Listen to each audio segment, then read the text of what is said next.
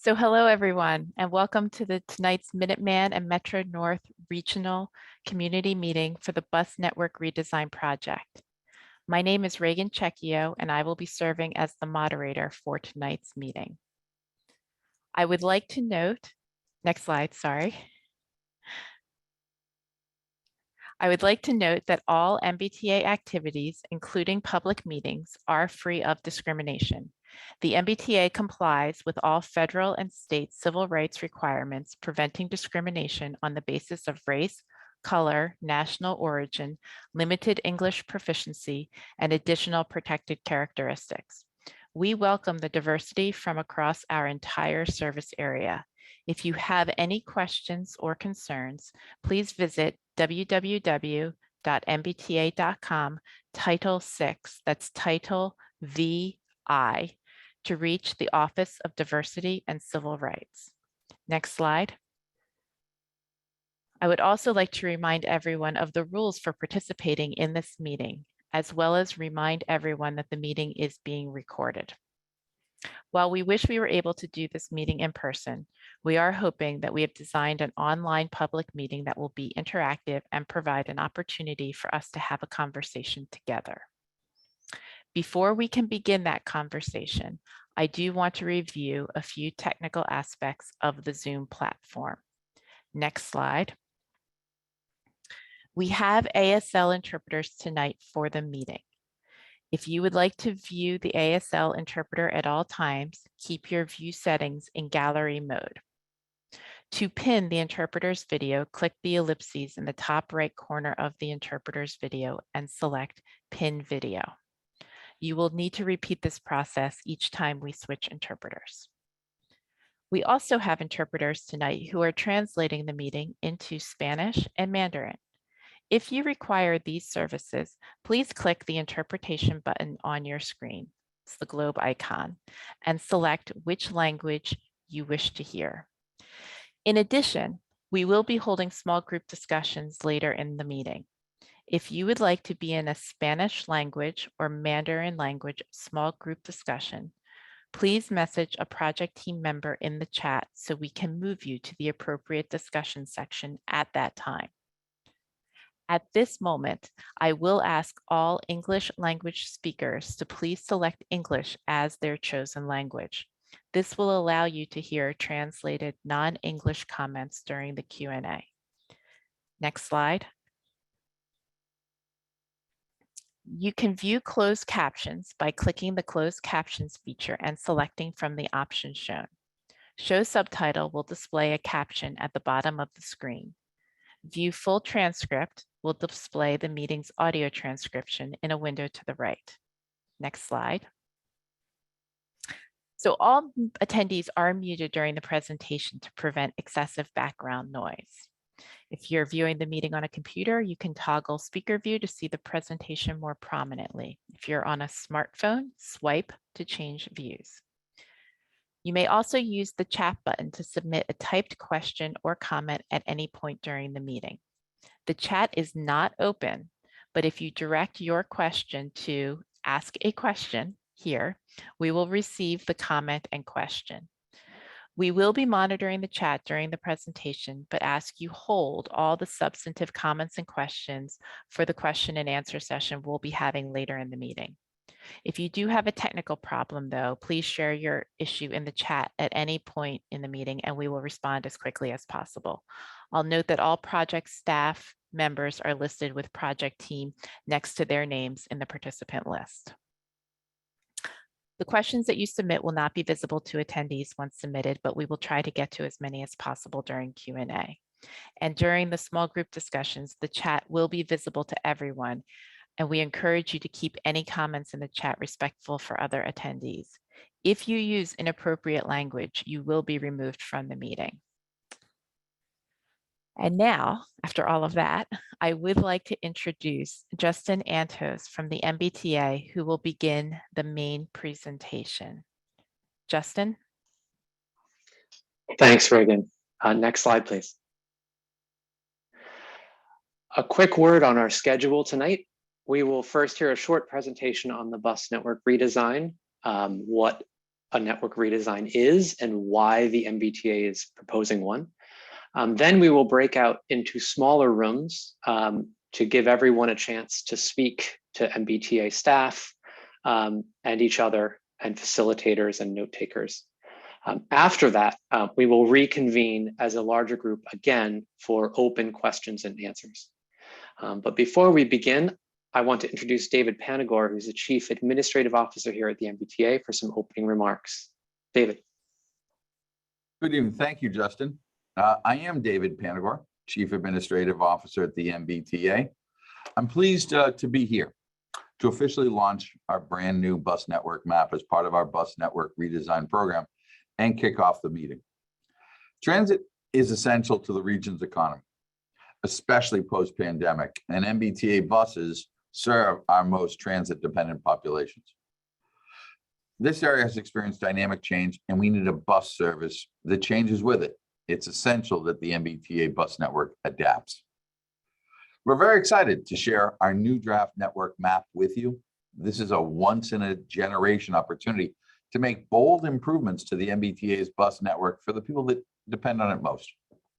Now, we're considering where people want to go, where people live, and where people work to create a better, more equitable service for our riders. But this isn't just a proposal to redesign our bus maps. We're also reinvigorating the entire bus system.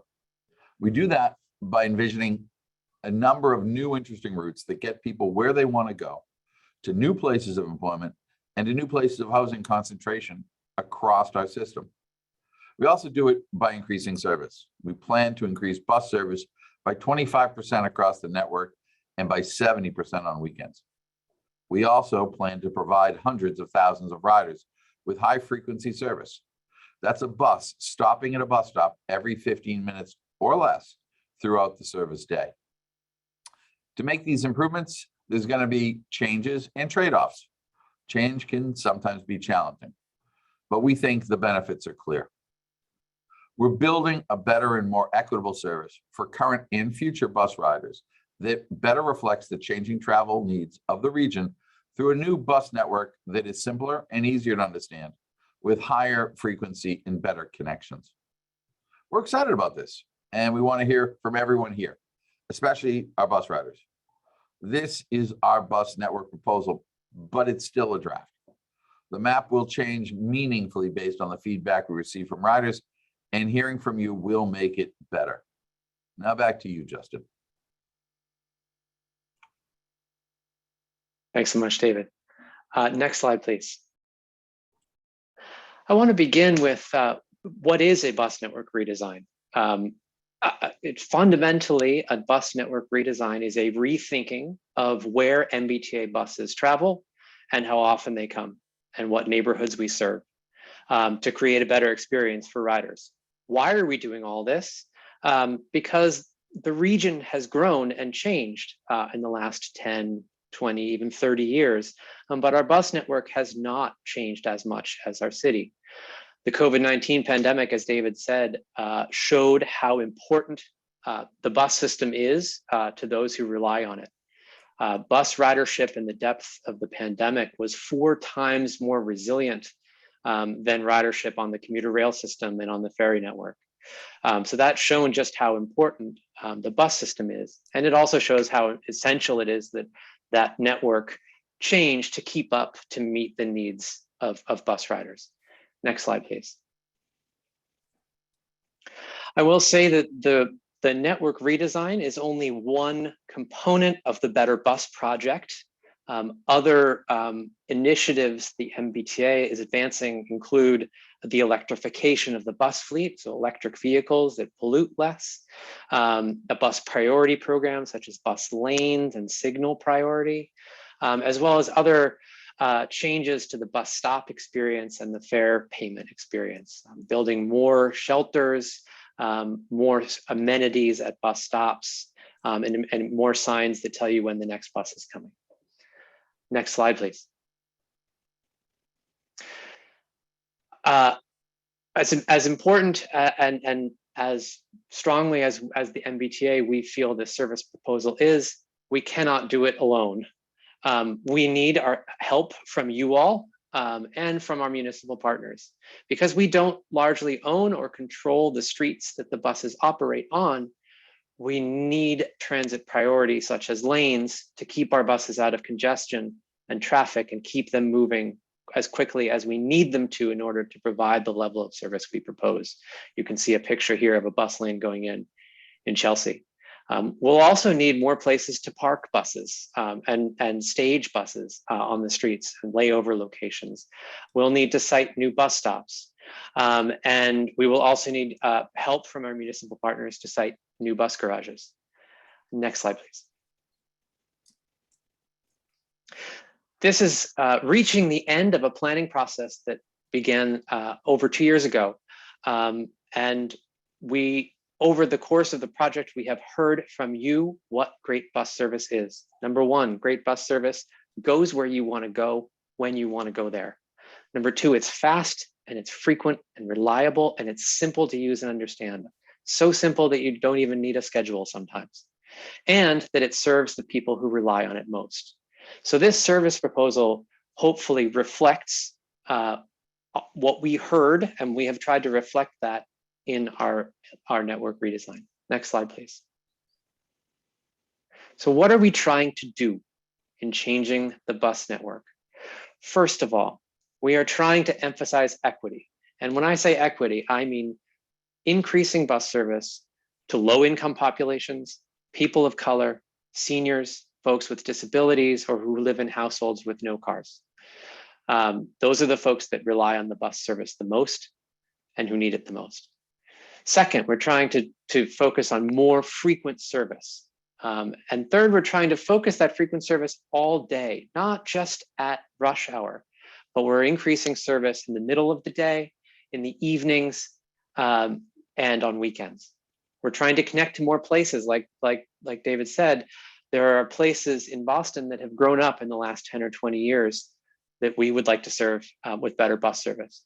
And finally, a network that's simpler to use and understand. Next slide, please. We think that the benefits are clear. As Dave said, number one, this proposal is a 25% increase in bus service. Again, that's a 25% increase in bus service using the buses we already have. So the increase is largely felt in the middle of the day and on the evenings.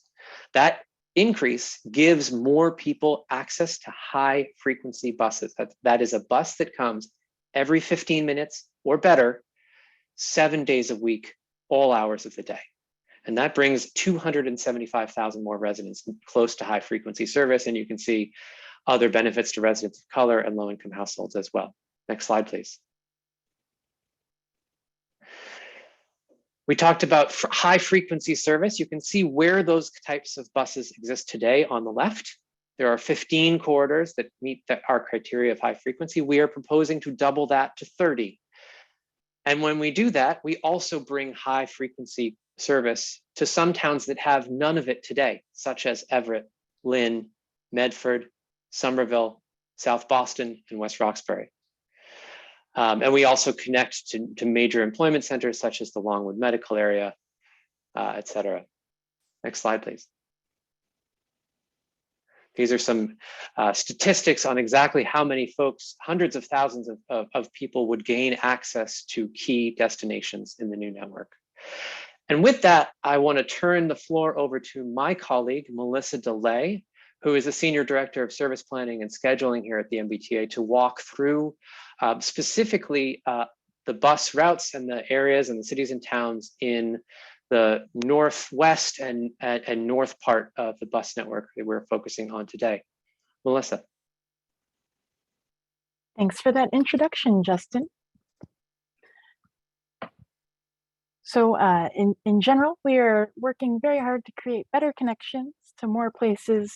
You can see that there are many places like the Longwood Medical Area, the South Boston waterfront, Back Bay and Kendall Square, where there are many more folks who are getting faster and frequent connections that's competitive with other transportation alternatives like driving.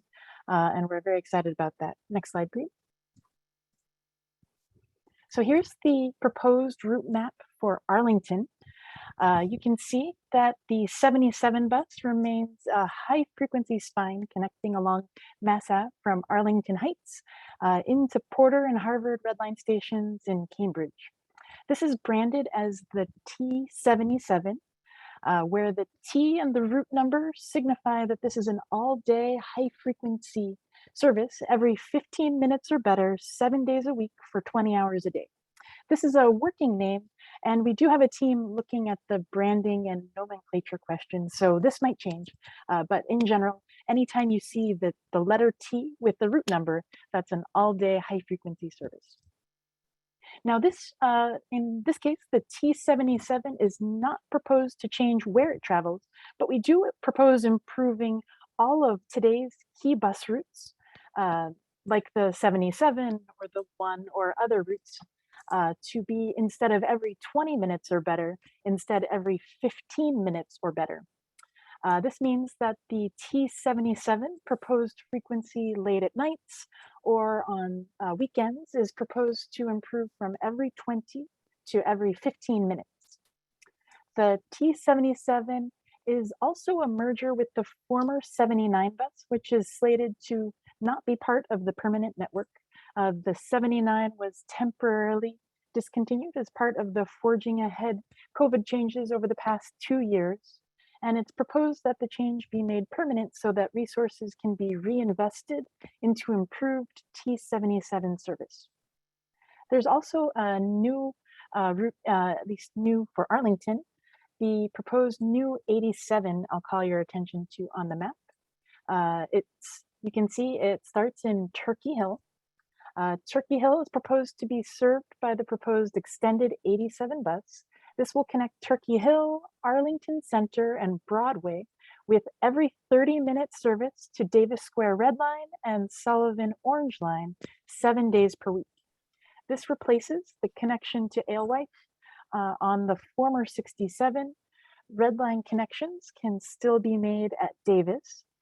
For those traveling specifically to the destinations around Alewife, the 350 would continue to provide a direct connection from Arlington Center. Now this actually provides new Saturday and Sunday service to the Turkey Hill portion of the route and new Sunday service to the Broadway portion of the route. The next route I'd like to call your attention to is the new 90 bus. Arlington Center and Broadway would also be served by the proposed extended Route 90. This would connect to Davis Redline and also Highland Ave in Somerville and gets within a quarter mile of new Green Line extension stations and connects to the Orange Line at Assembly and continues on to Everett and Chelsea Station right behind the Market Basket. Service would operate also every 30 minutes, 7 days per week. And again, that means new Sunday service for the stretch between Arlington Center along Broadway. Now, one interesting thing where you have the overlap of the 87 bus and the 90, they both would have every 30-minute or better frequencies 7 days per week. One of the things that we'd like to do is provide coordination between these routes whenever possible. Now, it's unlikely that we could provide two-way all-day coordination because they have different endpoints. But we think we would be able to provide one-way coordination with every 15-minute service in the peak direction. So say inbound in the mornings and outbound in the afternoons and evenings. So that's something, we're not highlighting that as an all-day high-frequency corridor in the same way that we are in a couple other cases around the network. But we do think that we would be able to get partial day coordination. I'd also like to point out the Route 95. Today, the 95 starts in Arlington Center.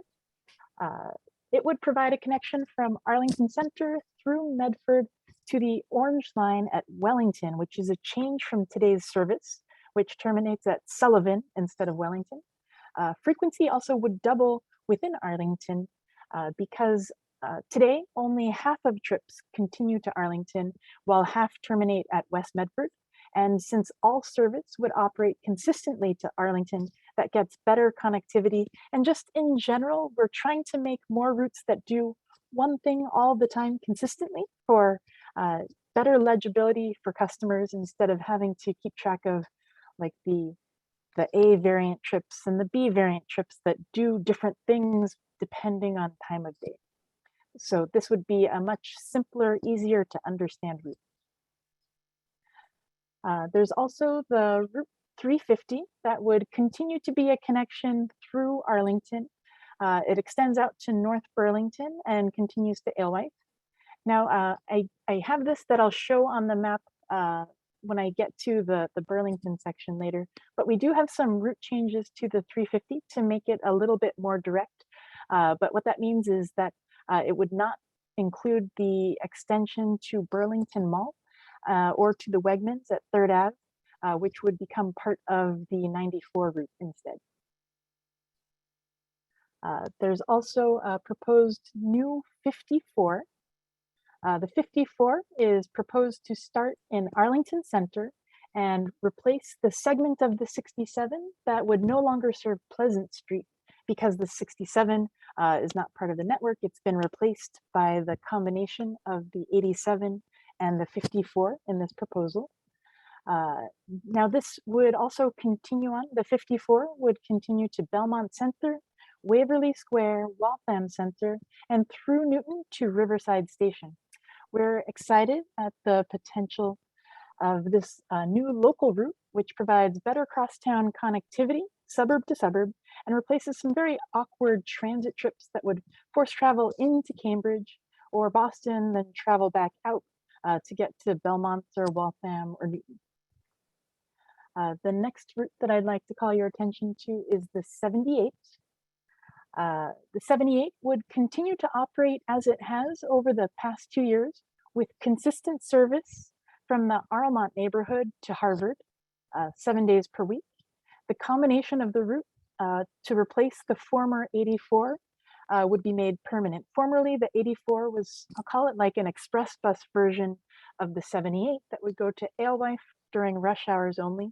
But again, one of the things we're trying to do is have more consistent routes that do one thing consistently all of the time. So we propose to make the existing 78 structure permanent.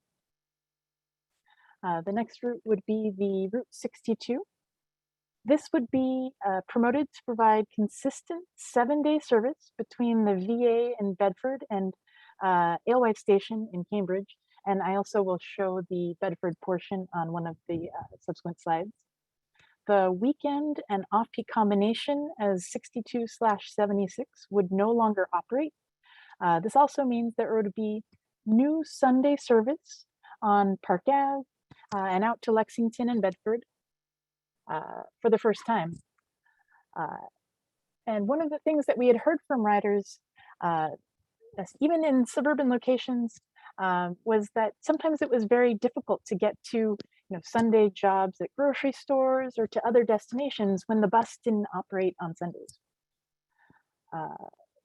The next change that I'll point out is the 76, which is proposed to be only a commuter peak service that would operate weekdays only during peaks, primarily focused on getting either folks out to Lincoln Lab and the Hanscom Civil Air Terminal, but also connecting folks from Arlington and Lexington and Lincoln kind of into Alewife during commuter periods.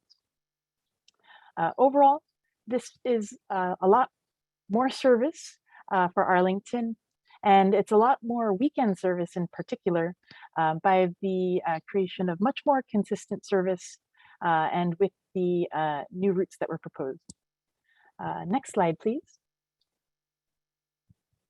Here is the proposed route map for Bedford, Lexington, and Lincoln. As I mentioned before, the 62 would be promoted to provide consistent 7-day service between the VA in Bedford and Alewife in Cambridge. The weekend and off-peak combination as the 62/76 would no longer operate. And again, there would be new Sunday service through much of Lexington and out to Bedford for the first time in recent memory. So again, we'd heard specifically the grocery store anecdote I'd mentioned previously was specifically something that we had heard from folks in Lexington. So this is a very exciting addition of weekend service. Now, again, as I'd mentioned before, the 76 portion would become a commuter peak service only. So that would be weekdays during peak periods. And I'll also flag that there's a small reroute to make the route a little more direct. So instead of going to Lexington Center and down, I think that's Worthen Road, it would take a more direct route via Merritt Road, where you can see where it diverges from the 62. So that is a slight route change from what the 76 does today. And the last change I have on this slide is that the 351 would also continue, as it has since temporary COVID changes were implemented over the past 2 years, as a local bus route only that connects to other MBTA local bus services in Burlington, rather than as an express route as it had previously.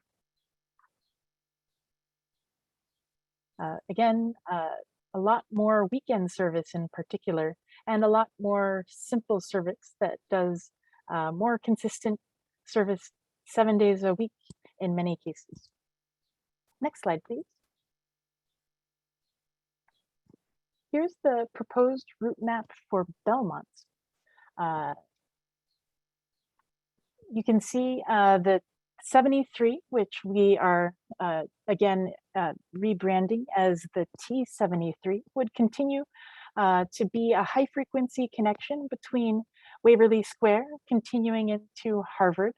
And as I mentioned in the earlier example of the 77 and the T77, this route too would see off-peak frequencies improve to every 15 minutes or better, rather than every 20 minutes or better like the route operates today. We also have some other changes. The 75, which starts in Belmont Center and continues into Harvard, would have the same route primarily. It would actually, it's hard to see from this map, there would be a small extension back to serve the north side of Belmont Center under the railroad bridge. This is contingent on some striping changes to be able to make it so that buses, the hybrid buses, which are a little bit taller than the former diesel buses that operated here, can clear under the bridge. And it's primarily, the buses can actually clear today. The posting is shorter than the nominal height of the bridge, but it's because the bridge under the railroad tracks, under the commuter rail at Belmont Center, is an arch, and the posting is for the lowest point of the arch on the side. So we think that with some striping and geometry changes, we can make a safe condition where that posting can be modified to allow for a bus to pass under that bridge, which would allow us to resume service on the 75 bus to the north side of Belmont Center. The 75 is also proposed to have a slight improvement in the span and frequency, primarily on like Saturday nights and a little bit on weekends, by combining some of the resources from the existing 74 bus, which is proposed to not operate. So there's the 74 would no longer kind of be the companion route along Concord Ave with the 75, but we would rather reinvest some of those resources into a better 75. And in the Belmont portion, the resources are largely the same. It does drop a small section of Belmont between Bright Road and Blanchard Road. And then there's also some frequency changes kind of on the Cambridge portion of Concord Ave. As I mentioned in the Arlington slide, there's the proposed new Route 54, which is proposed to become a more legible connection from Arlington Center in a sort of northeast southwest direction through Belmont Center and Waverly, continuing to Waltham, Newton, and Riverside Station. Again, this would be every 30 minutes or better for 7 days per week. and would be a new crosstown suburb to suburb connection that replaces multiple awkward connecting bus trips into Cambridge or into Boston that would be required to make such a trip in today's bus network. And then, as I mentioned also on the Arlington slide, the 78 would continue to operate consistently 7 days a week. And the combination to replace the 84 bus during peak periods would be made permanent. Again, one of the themes is that there's a lot more weekend service proposed with this route map, and there's a lot simpler service as well. Next slide, please. Here's the proposed network for Burlington, Winchester, and Woburn. So I'll start with the Route 350, and I'd mentioned this in the context of the Arlington slide, but what we're proposing to do is to make the route a bit more direct, especially for riders coming from the North Burlington portion of the route, because today the route comes from North Burlington down Cambridge Street, and then it has a spur where it diverts to go over to the Burlington Mall and out to 3rd Ave by the Wegmans, and then comes back and then continues down through Winchester, through Arlington Center, and connects over to the Redline at Alewife Station.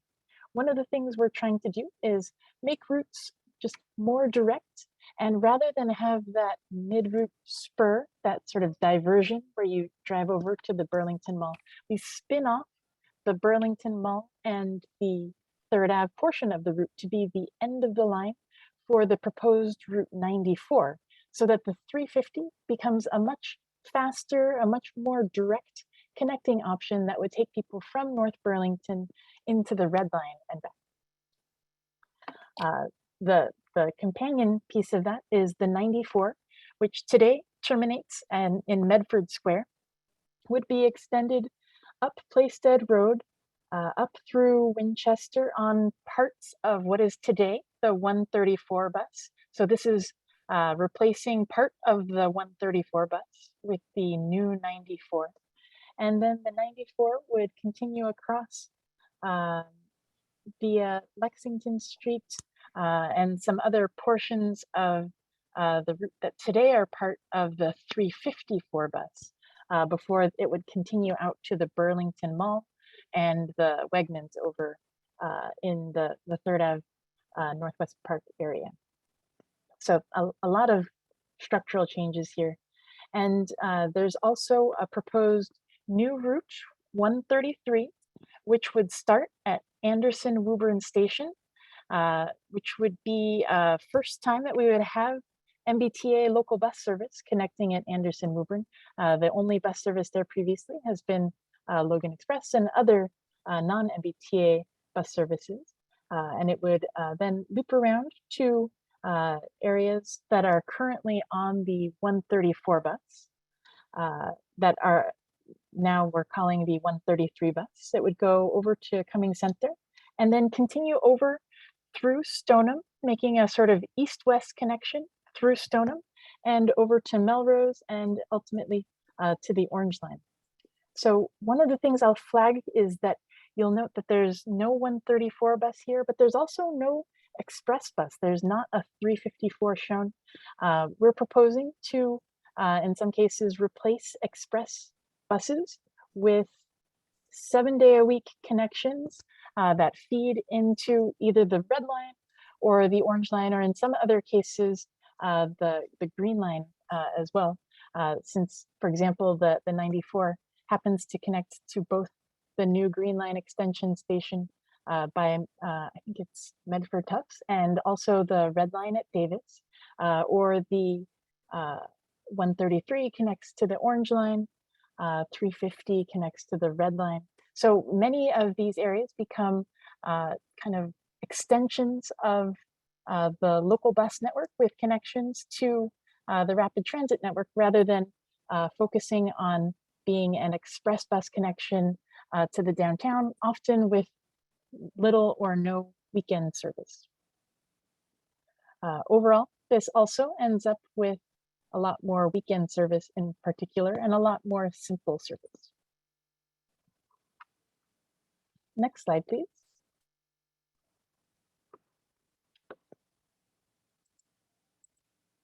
And the last map that I'll speak about is the proposed network for Melrose. You can see the 133 route that I had mentioned earlier. That's the route that continues out to Anderson Woburn Station and provides crosstown connectivity between Woburn and into Melrose and Stoneham, and continues down Main Street with a connection available to the Orange Line. There's also the 132, which continues to operate as it does today. No change there. There's the 137, which is proposed to continue being a combination with the 136 in a sort of simplified single pattern. Rather than being the 136 sometimes and the 137 sometimes, we propose to continue with the existing loop structure where it's always the 137, but that operates in a clockwise loop to serve different streets out in the sort of Reading portion. There's also a small route change that we spoke about in our earlier meeting about in the Wakefield area that I'll flag at the outer end of this line. There's also a new connection proposed that would be the new version of the 131 bus, which you can see is continuing from Oak Grove Station across via Upham Street. And this is actually one of our other new kind of crosstown suburb to suburb connections, because this continues out to Saugus with service to the Square One Mall, and also continues to Central Square Lynn, which is one of the new crosstown routes that we're very excited to. Today, most service in Lynn is very much oriented to other parts of the North Shore or to the Blue Line, but this is every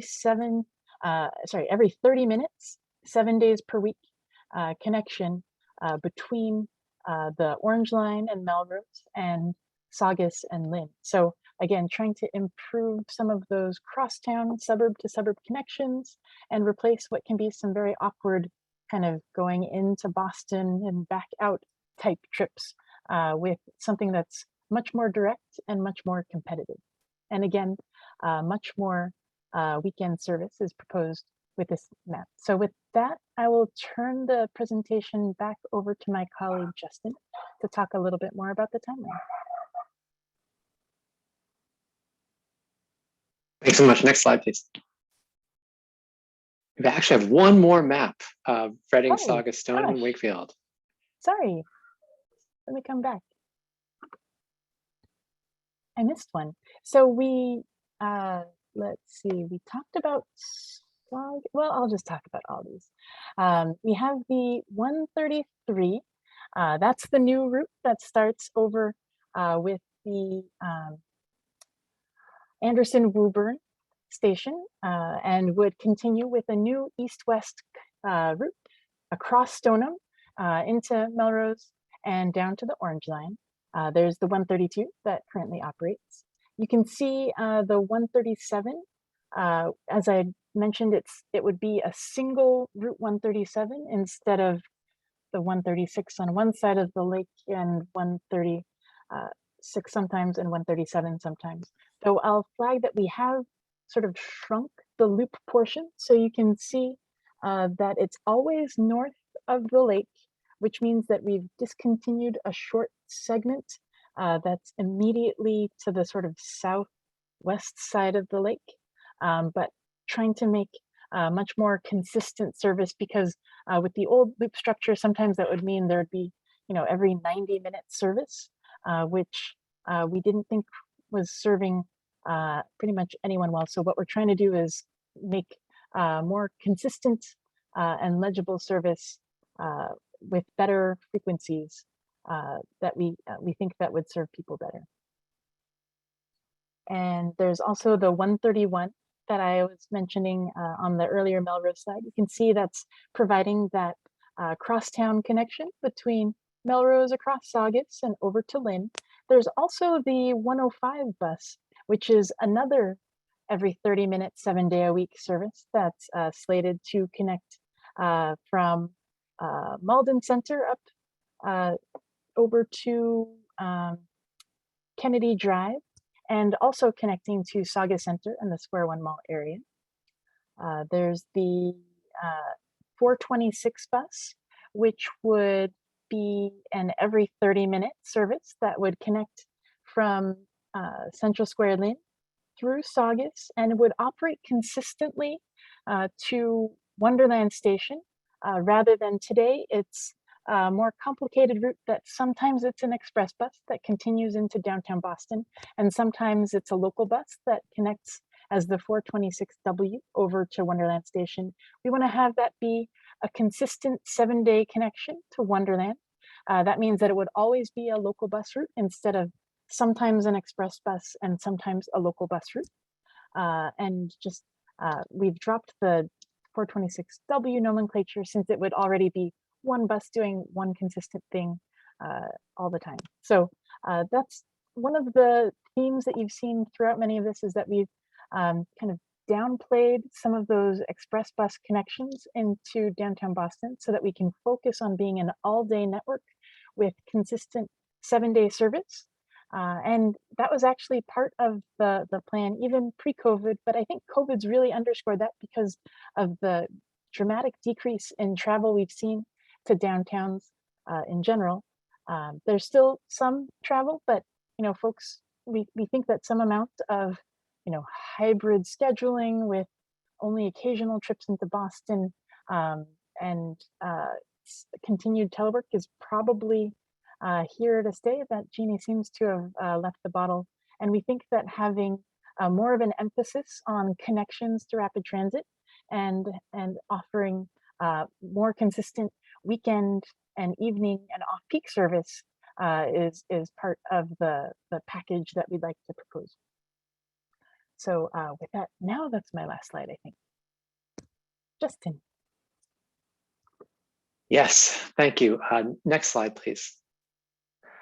A quick check on process. As I said, this is near the end of a 2-year-long project. We are in outreach phase 2, as you see on this project timeline, and we hope to be back having incorporated and digested and analyzed all the feedback we've heard this summer, be back again sometime this fall to present a final proposal to our board of directors and to the public.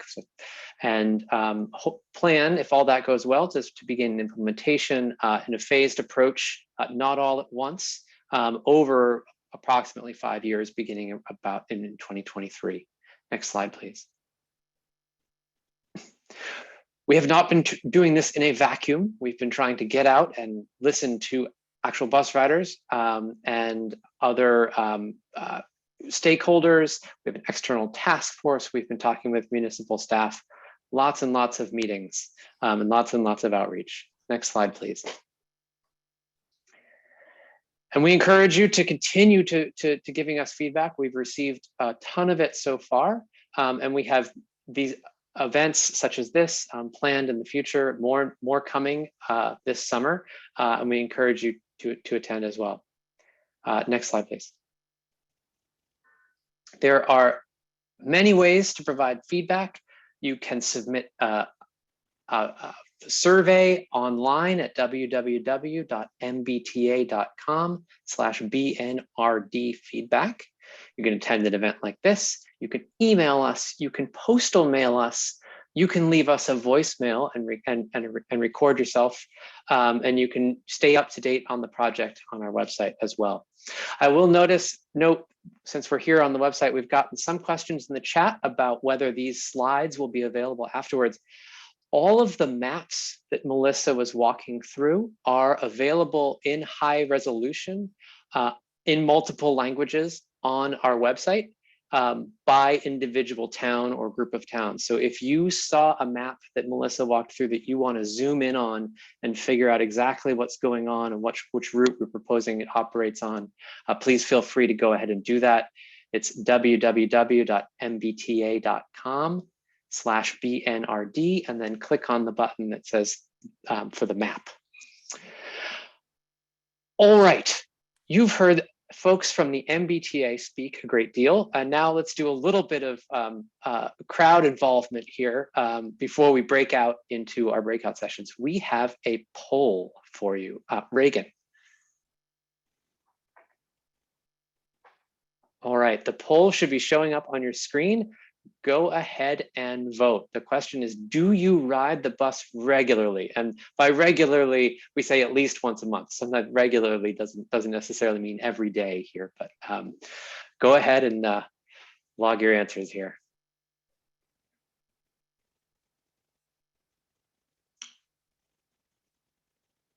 All right, we are almost there. Let's go ahead and see how everyone did.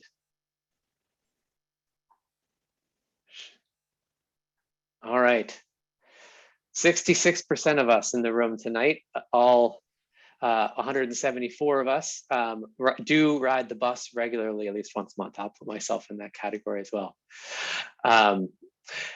With that, let's move to our breakout rooms. Hi, Justin. Terry, can you go to the next slide, please? Great, thank you.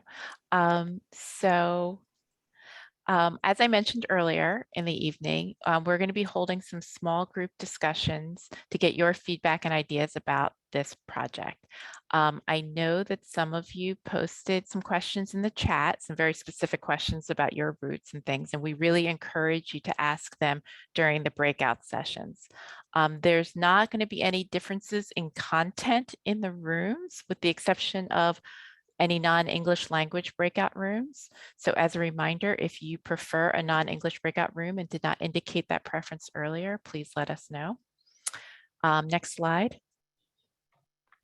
So each breakout room will have a leader who will facilitate the discussion. The conversation will focus on your feedback on the draft network map. We have the questions here, but they will also be in your individual session rooms. We are going to reconvene here at 7:15 for more question and answers, a general one. We're going to hear from elected officials and their staff, and then a discussion of next steps for the project. So with that, Shana, can you please pause the recording? Justin, I'm going to keep you spotlighted while we do Q&A. So I want to thank everyone for participating in the discussions. We really appreciate all your feedback, and we'll take everything we heard tonight into consideration. So I'm going to walk through the instructions for the Q&A slides, and I will ask everyone to hold your comments and questions or raising hands until I finish. Then we're going to ask elected officials to speak, and then we will open the meeting up for other questions. Next slide. Great. So if you do want to share a comment or ask a question, you can use the chat feature at the bottom of your screen to submit those questions to ask a question, and we'll alternate between reading questions and recognizing those who want to pose a question verbally. Please be brief so we can hear from as many people as possible. People who wish to share or comment verbally can press the raise hand button. For those joining on the phone, you can raise your hand by pressing star and then the number 9, that's star 9. For attendees who speak Spanish or Mandarin, you can raise your hand to provide your comments or questions verbally for the interpreters to hear and repeat. When we recognize your name, you will be unmuted and you may speak. After you share your comment, we will lower your hand and you will then be returned to the muted state. And before we open the comment and question segment up, I do want to invite any elected officials in attendance or their staff to ask questions or make comments. Please use the raised hand feature so we can recognize and unmute you. So I see Representative Day here. Shayna, can you unmute Representative Day?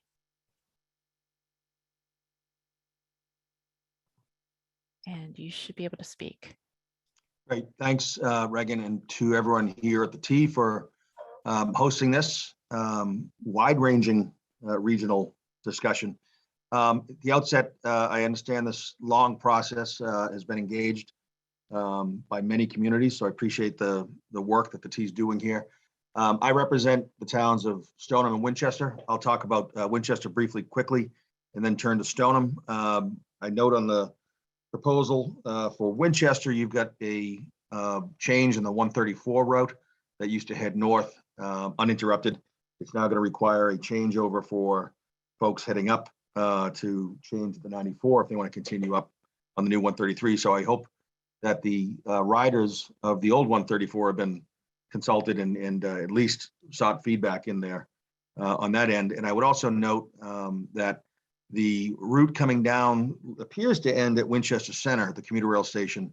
I'm certain the T is aware that the Winchester commuter rail station is going to be under construction and closed for the next 2 odd years, and would hope that that route will be continued down to Wedgemere, which is less than a mile away, to allow people to disembark at a working commuter rail station down that end. With respect to Stoneham, I will not take issue with the begrudging acknowledgement of a Stoneham map at the end there. But I do think it's endemic for what we deal with in that town.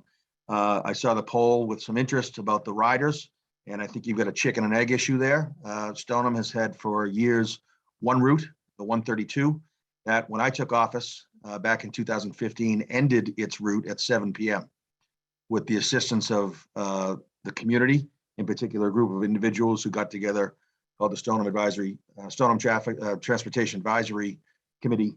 We were able to host a meeting with the T and get an 11 o'clock extension on that to allow actual riders who work in Boston and other areas to utilize mass transportation. I think the numbers have borne that out. And so with that said, I'm very happy to see that we've now, at least in this proposal, received a crosstown route.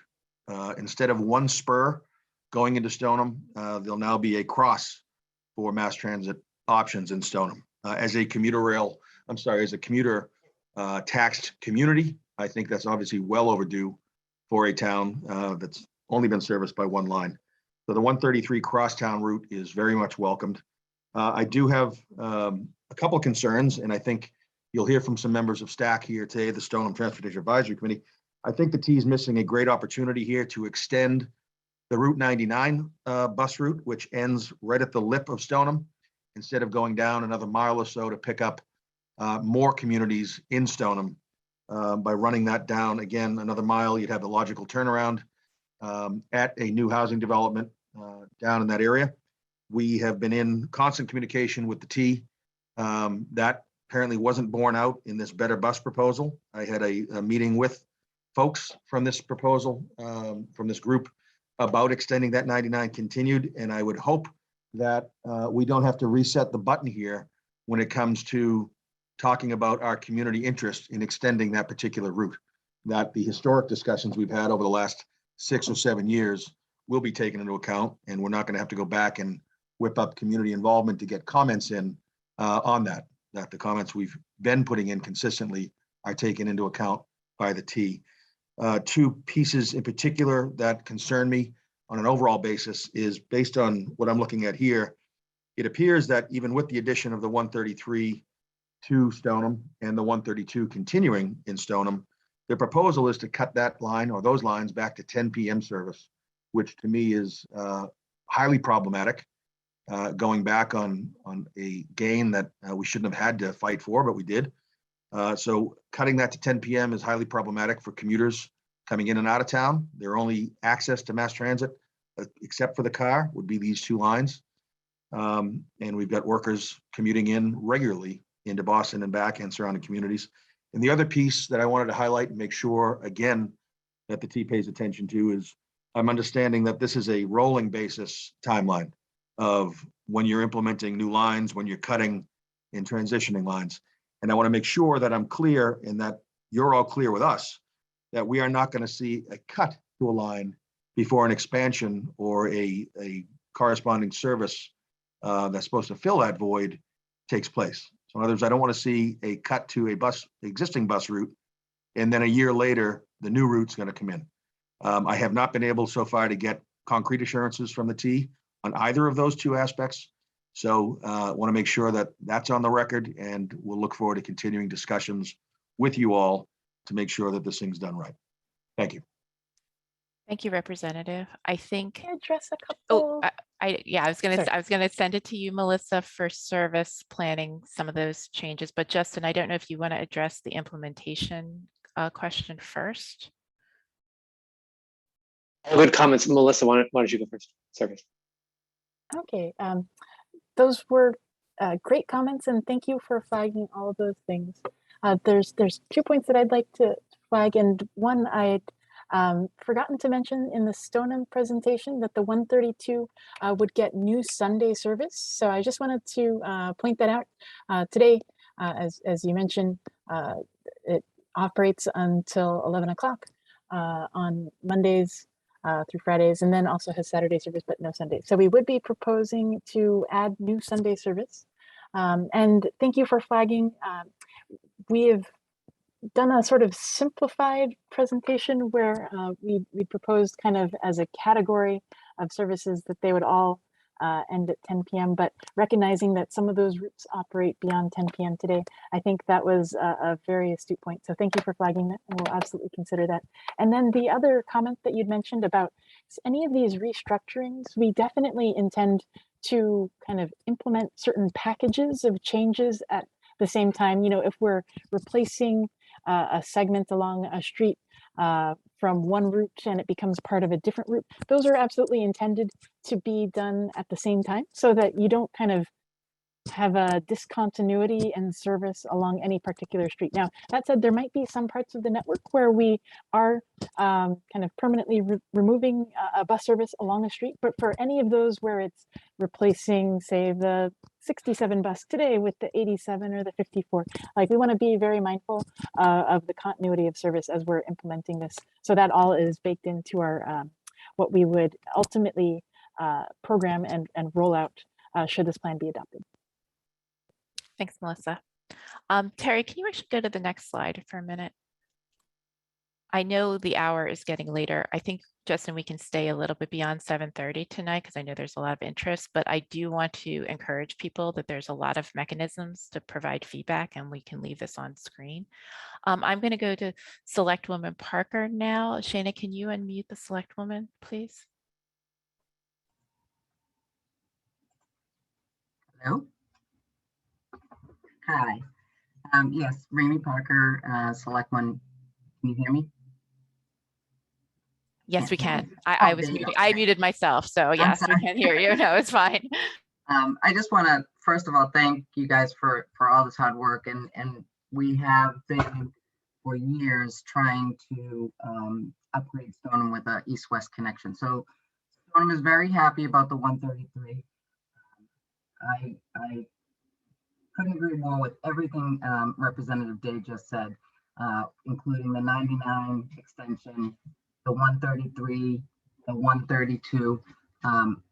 That's all we have for right now is the 132. So we need to move our people to the T, to the commuter rail. So I'm very pleased with all this. What I will say, I won't copy what Mike said, but what I will say is that Stoneham is willing and ready and able to work with the T in helping find placement for these T stops, the bus stops, infrastructure. We're building a new high school now, which the 133 is going to be huge for our students. We already have a huge traffic nightmare on Franklin Street when getting the kids in and out of school. So this is going to be really helpful, especially for the high school students and staff. STAC is a great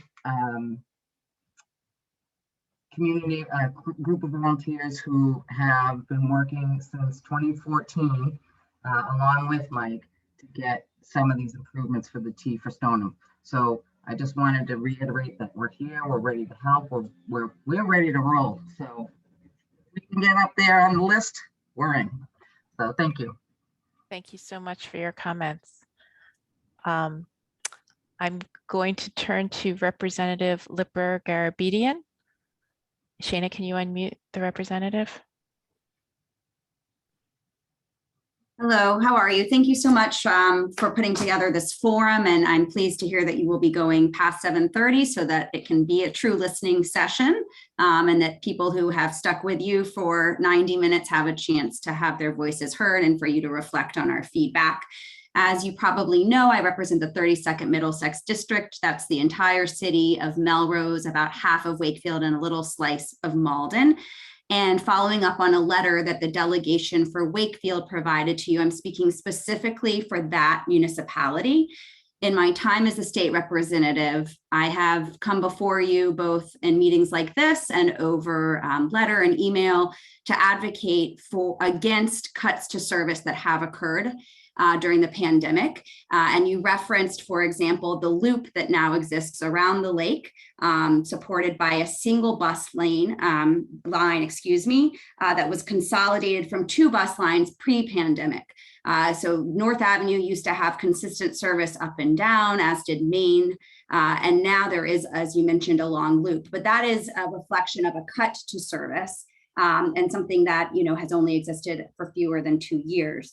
The proposal for the network would eliminate all bus service on North Avenue. And as Representative Wong, Senator Lewis, and I shared in our letter, we would really strongly request that you revisit that and continue to provide some level of service along North Avenue. Wakefield has done a tremendous job and shown tremendous leadership in focusing and supporting our regional goals of climate action and transit-oriented housing. There are more than 400 residential units that have been approved and are under construction or completed now in the vicinity of North Avenue with an 18% affordability component. Wakefield Station, the main commuter rail station for the town, is located on North Avenue. And by removing all bus stops along that stretch of the town, you are preventing a more seamless connectivity for bus riders and transit-oriented riders on the commuter rail. So I know that I've seen also Town Council Chair Maureen Butt here and Town Councilor Jonathan Chines, probably others here as well. But I think we speak in concert together to suggest that we certainly do not want to see continued reduction of service at Wakefield. If anything, we'd love to see pre-pandemic levels returned. But for now, my most strenuous request is that you continue to provide bus service on North Avenue. Thank you. Thank you, Representative. I appreciate your comments tonight. I see Representative Haggerty is here. Shana, can you unmute him, please?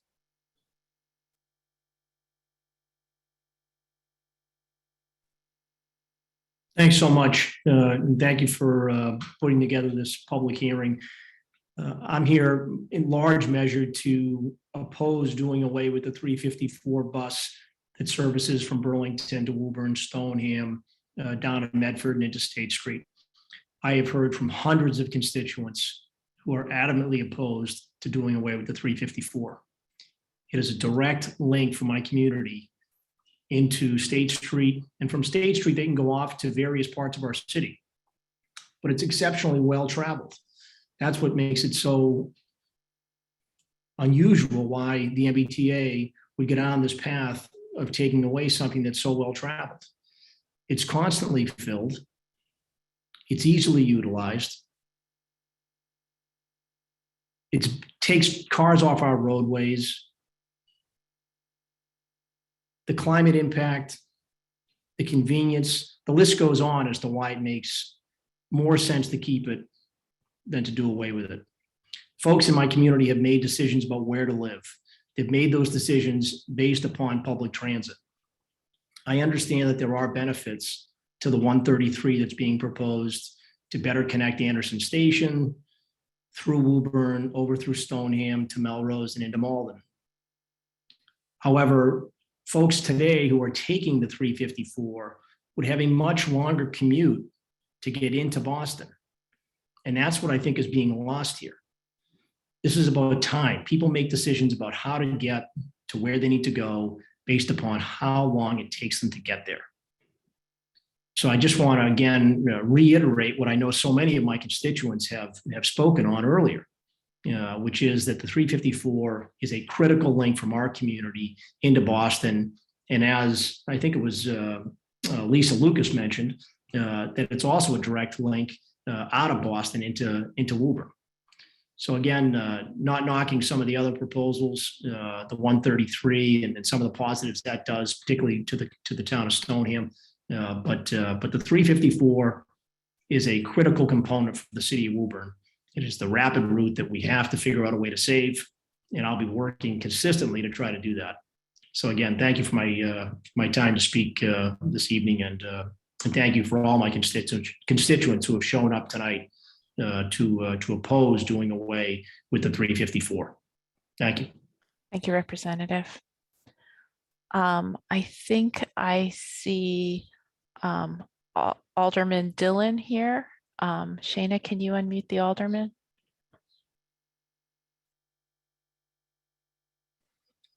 Hello, how are you? Great, thank you. Thank you again for the opportunity to speak on this platform and giving everybody the opportunity to get their concerns in. I'm going to be very brief. State Rep Haggerty summed up exactly the same feelings that I have. I've heard from many, many constituents that rely on that 354 to get in and out of Boston on a daily basis for work, for certain events and such. So again, I just ask to give it the due diligence that it deserves, really look into it, listen to the people, and understand how important it is, not only to Woburn, but to the surrounding communities that I know use it as well, and help our businesses while they're in our city as well. So just want to say thank you again, and please give it some serious thought. Thanks. Thank you so much, Alderman. And I think I see Councilperson Butt. Shayna, can you unmute the councilor?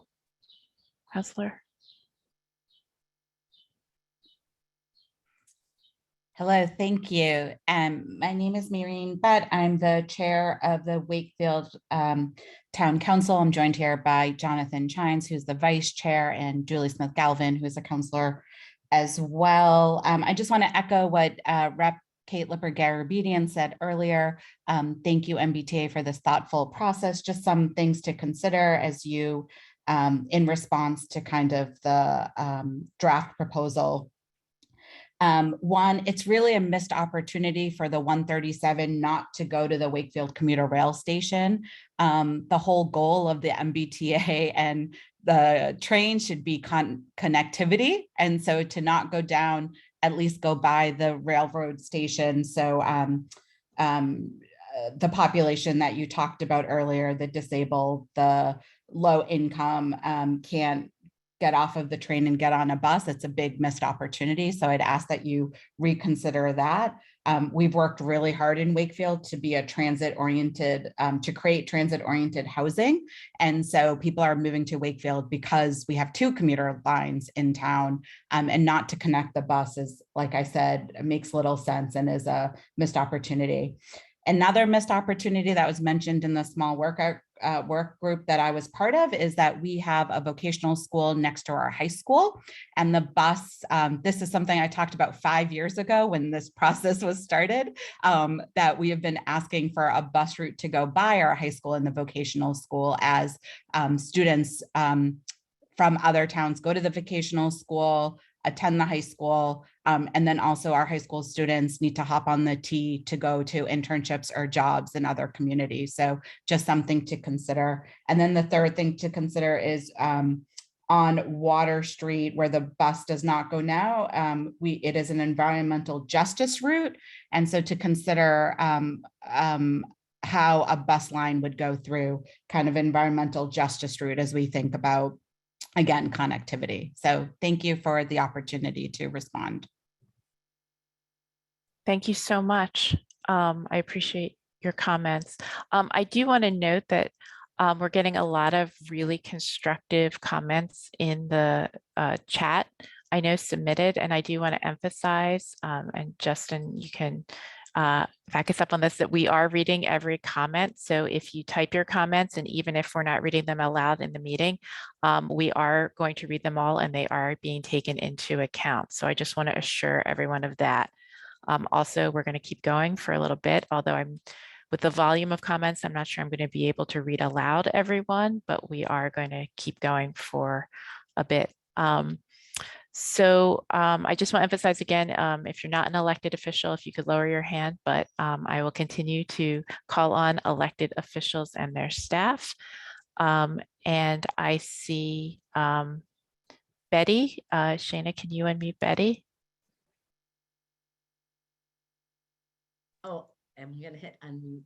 Thank you. Hi, I was in one of the chat rooms, and I'm a resident of Wakefield, and I actually was a longtime resident, over 30 years, of Melrose.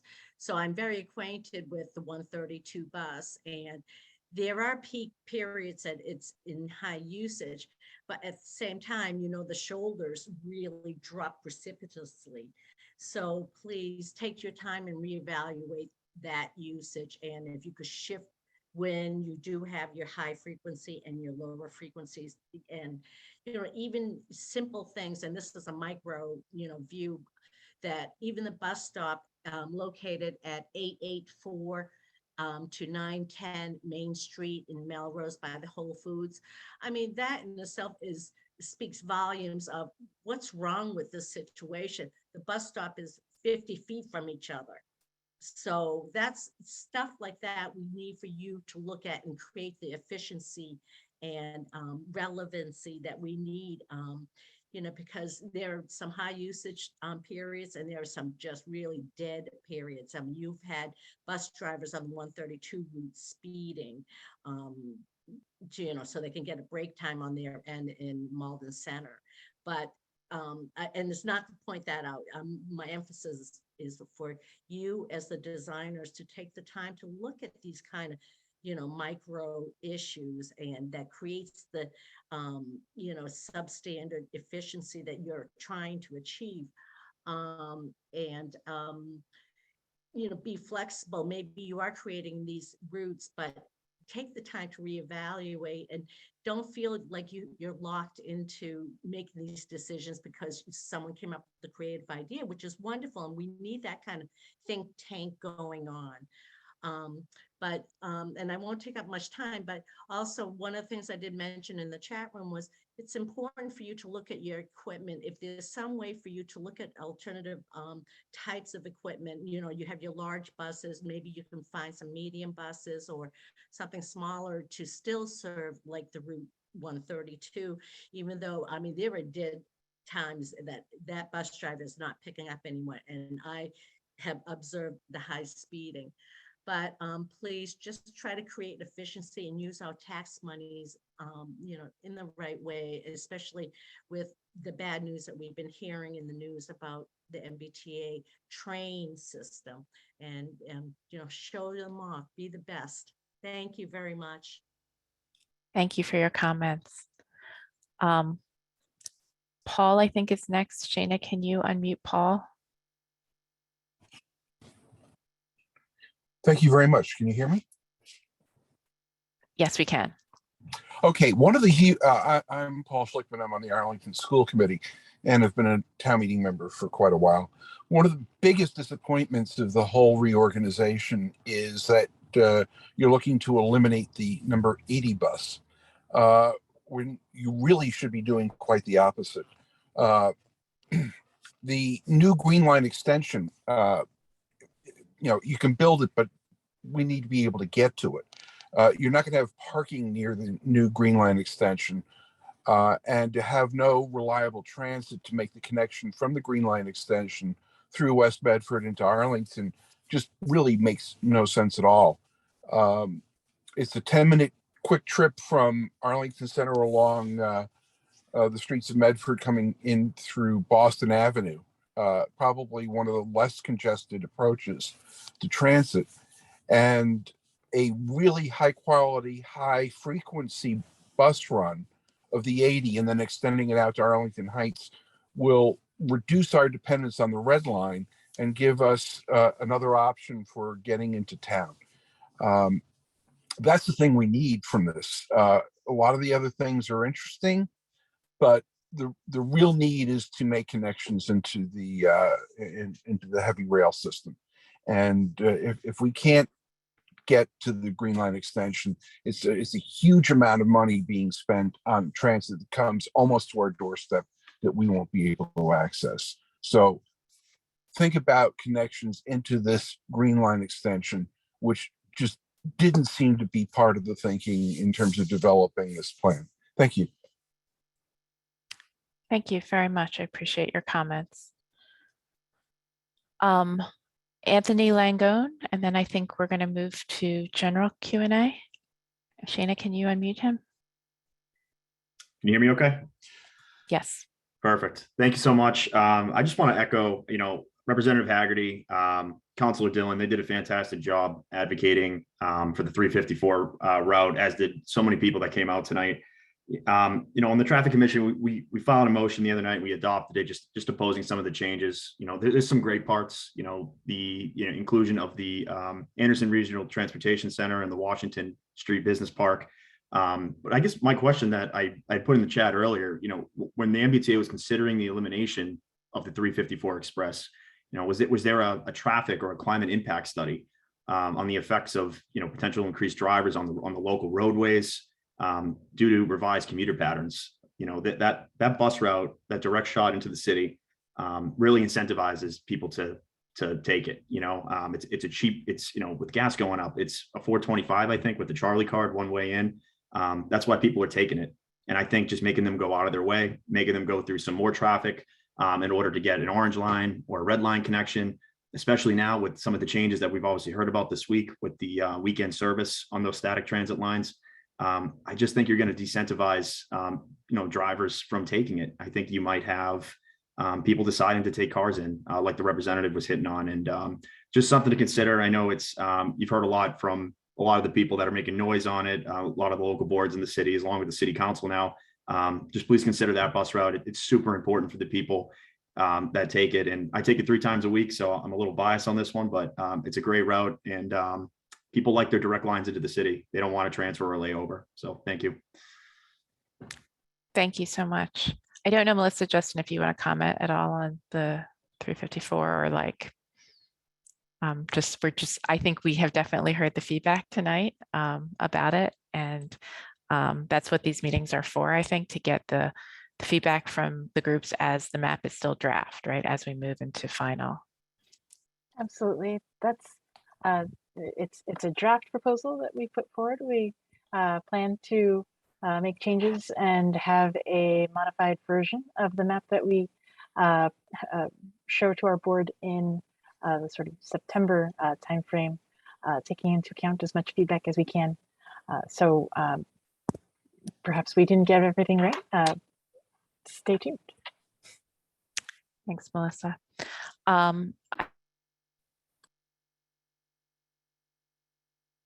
I just muted myself while I was speaking. So I want to thank everyone for their patience. And I think now we will open it up for some Q&A.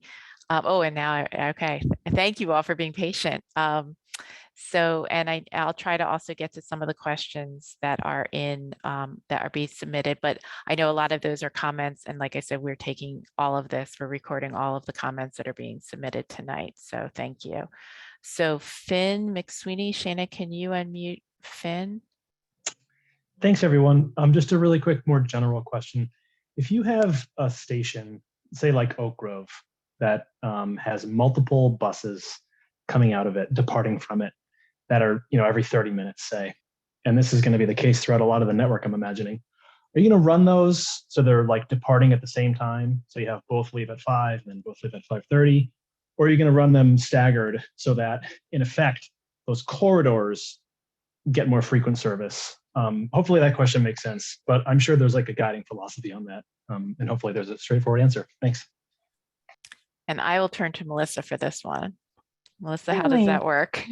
Yeah, if there are places where they're kind of two overlapping routes, we often try to stagger them. So I had the example of in Arlington where Broadway out to Arlington Center is served by both the 87 and the 90. And that's our goal, to be able to stagger those as much as possible. Now, it's not always possible to get two-way staggered service because they have different terminal points. One is going farther out to Turkey Hill and one is only going as far as Arlington Center. But as much as we can, if they have common frequencies, we do try to, we call that coordination, keeping them kind of staggered so that the combined frequency is better for folks on that overlapping section. So that's something we try to do. We can't always do if there are different frequencies, because if one is every 45 minutes and one is every 30, that's a bit more complicated of a problem. But if they're both, say, every 30, that's something that we try to do. So thank you. We're going to do a few more questions. I do want to say, I think we do have a hard stop at 8 o'clock because some of our interpreters have other commitments, but we're going to keep going and do as many as we can. Michael, Shana, can you unmute Michael? Hi there. Yes, I kind of made this point in the breakout session, but I'd like to get it sort of formally onto the record of public comment. As a completely transit dependent carless person, I say, let the express buses go. The point of public transit is to make it possible for people to get places without a car. And having buses that cost twice as much as a regular bus and only run during rush hours during the work week makes that impossible.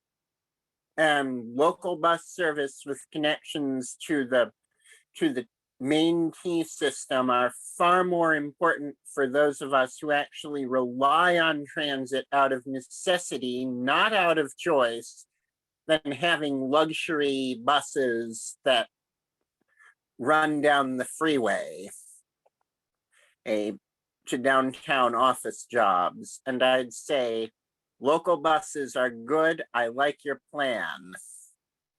Thank you for your comments. Catherine? Hi, my name is Catherine. I am another rider of the 350 bus, but I ride it in the opposite direction. So I live in Boston, I don't own a car, and I work in Woburn. And the 350 bus is really the only way for me to get to work. I work at 400 West Cummings Park, which I think is part of the plan, will be eliminating that stop on the outbound route. So my only option will be to get off, walk 20 minutes on a very, very poorly maintained sidewalk that is not plowed to get to work.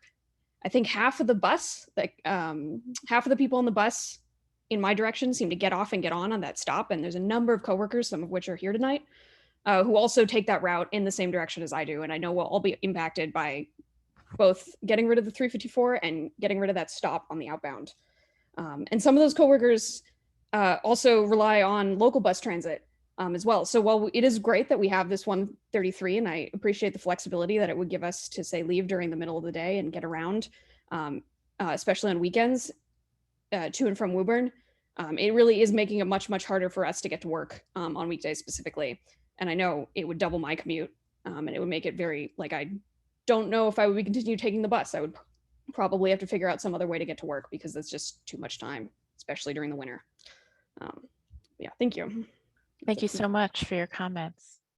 So I think we're going to do Tom, Kristen, and Susan, and then I think I'm going to turn it back over to Justin to do closing remarks. So I will encourage everyone to keep submitting written comments in the chat, use the feedback form, and keep joining us for these events. So Tom.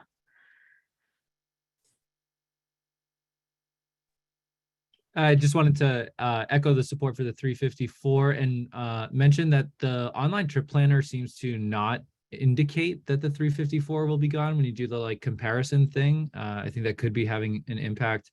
Also wanted to ask if you've considered advertising directly on lines that are getting cut, that they are up for being cut. So, putting a sign or something on the 354 or others that say, do you know this bus is about to be gone? and encouraging people to comment. I suspect many people just don't know. That's all. Thank you. I can speak very quickly about the signage issue. Is I know that we do have printed cards on the bus about this effort. They are not specific to the bus in question because buses change routes, from my understanding. But we're trying to get the word out in as many different avenues as possible. And we are at bus stops and bus stations and encouraging people to participate in this process. I don't know if Melissa, Justin, if you have anything else you want to add to that.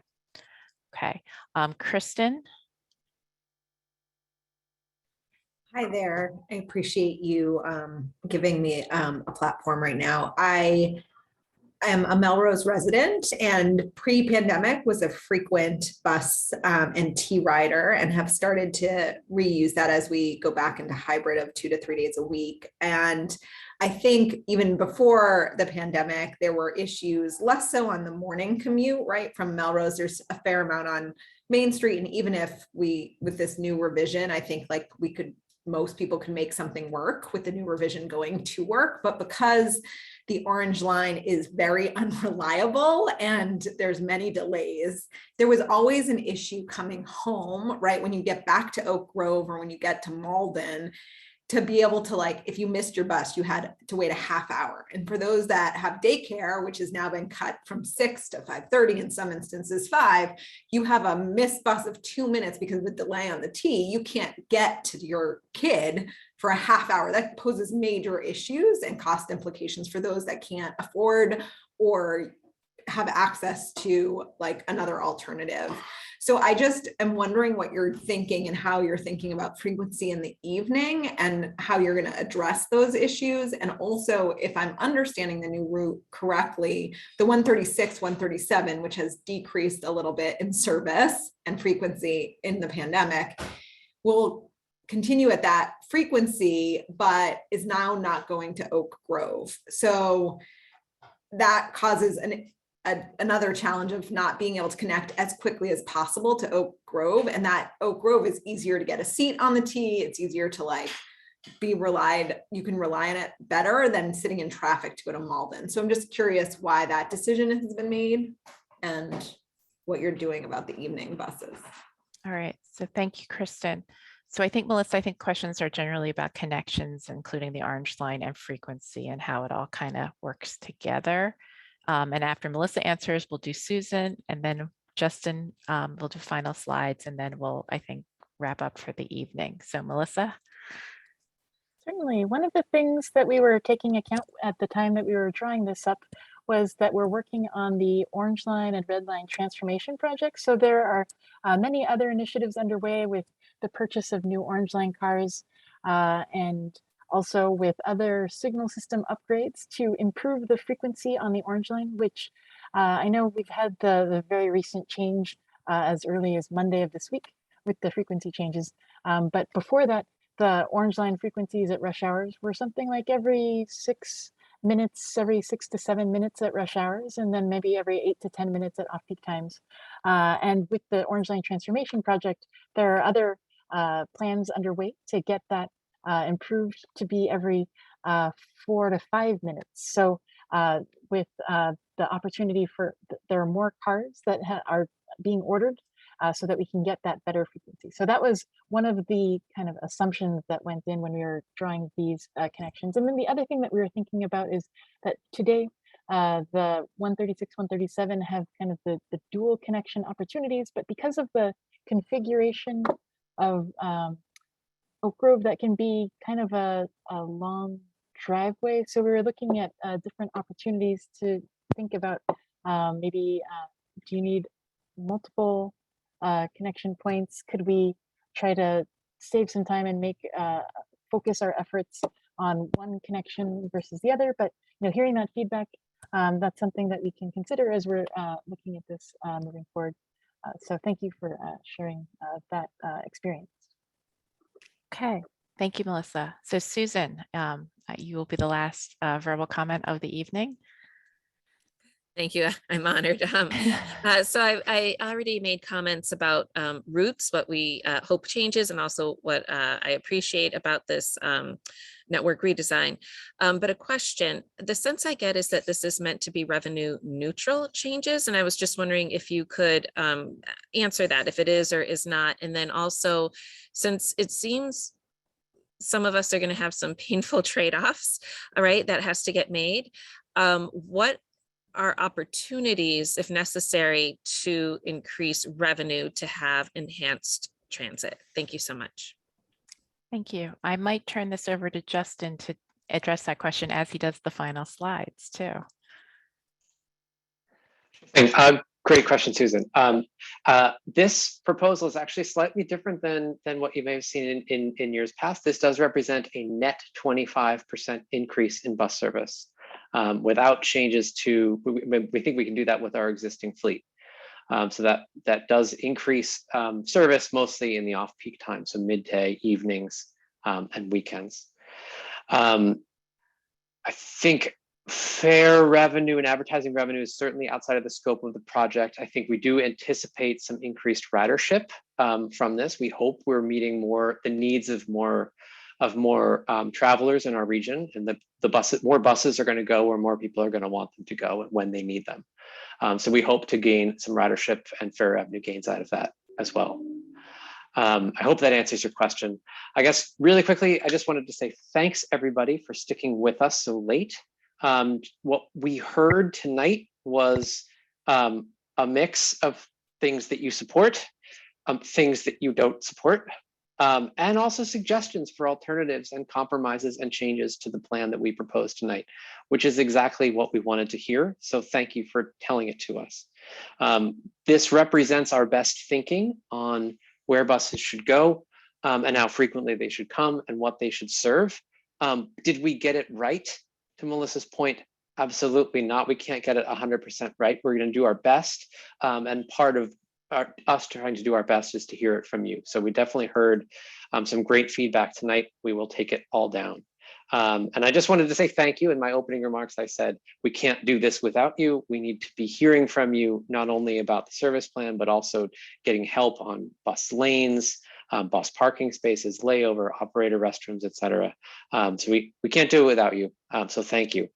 Stay with us and keep in touch. You can see on the screen, we've got lots of opportunities to continue to provide us with feedback over the next month, and more events and more meetings like this, both on Zoom and in person. So thanks for everyone for coming tonight. Appreciate it.